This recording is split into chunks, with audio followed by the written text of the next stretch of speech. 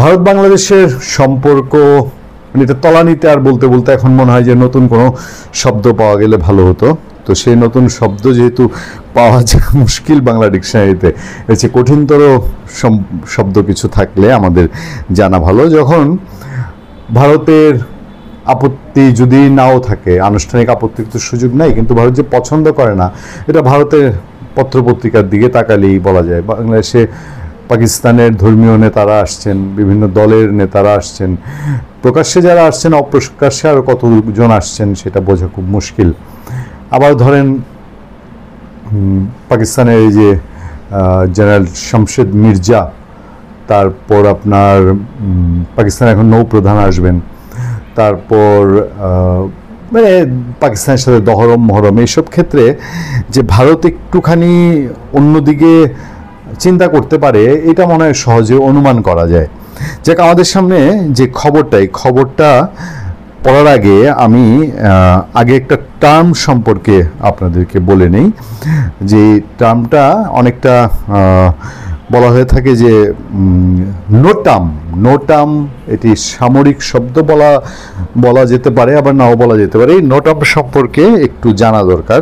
বলা হচ্ছে যে এটা একটা মহড়ার নাম দেওয়া হয়েছে গজরাজ, যা নজিরবিহীনভাবে বাংলাদেশ, চীন, ভুটান ও মিয়ানমার সীমান্তবর্তী আকাশসীমা পর্যন্ত বিস্তৃত। সাধারণত নোটাম জারি করে কোনো দেশের বেসামরিক বিমান চলাচল কর্তৃপক্ষ, যাতে আকাশপথে অস্থায়ী পরিবর্তন, সামরিক অনুশীলন বা ঝুঁকির তথ্য জানানো হয়। নোটাম সম্পর্কে আমরা একটু জেনে নিলাম। এবার আমাদের সামনে যে খবরটা হচ্ছে চীন ও বাংলাদেশ সীমান্তে ভারতের বিশেষ মহড়া, আকাশে নোটাম জারি। সে খবরে বলা হচ্ছে যে আপনার এই নোটাম জারিটা ওই যেই মহড়া করা হয় যখন সীমান্ত আকাশসীমা সংলগ্ন মহড়া হয়, তখন এই নোটামটা জারি হয়ে থাকে বলে বলা হচ্ছে। চীন ও বাংলাদেশ সীমান্তের কাছে বিশেষ মহড়া চালাবে ভারত, এজন্য দেশটি সবচেয়ে দীর্ঘ সময়ের জন্য নোটাম জারি করেছে। আগামী 6 নভেম্বর থেকে ভারতের উত্তর পূর্ব সীমান্ত জুড়ে এই মহড়া চালাবে ভারতীয় বিমান বাহিনী। নোটাম জারির কারণে ওই সময়ে অন্য কোনো যাত্রীবাহী বা বাণিজ্যিক বিমান ভারতীয় আকাশের ওই পথ দিয়ে উঠতে পারবে না। এই খবরটা দিয়েছে ভারতের নিউজ